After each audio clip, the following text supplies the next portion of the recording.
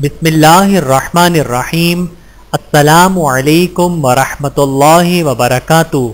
خواتین کا مرد دکانداروں سے چوڑیاں پہننا۔ کچھ خواتین بازاروں میں جا کر نامحرم دکانداروں کے ہاتھوں سے چوڑیاں پہنتی ہیں، جو سخت گناہ کی بات ہے۔ یاد رکھیے، اجنبی مرد کے ہاتھ کا عورت کے ہاتھ یا کسی بھی عضو کو چھونا یا پکڑنا سخت ترین گناہ اور حرام عمل ہے، اور اسے ہاتھوں کا زنا قرار دیا گیا ہے۔ لہذا خواتین اس قبیح ترین عمل سے اجتناب کریں، اور مرد دکاندار بھی۔ خواتین کا مرد درزی سے کپڑے سلوانا۔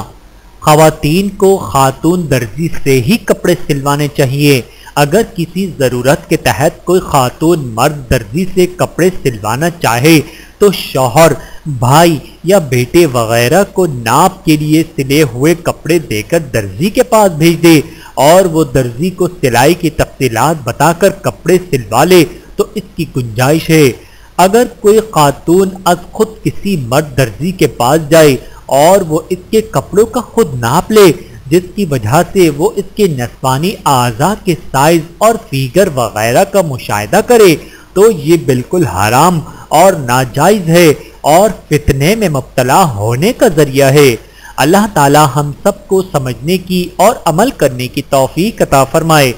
آمین ثم آمین۔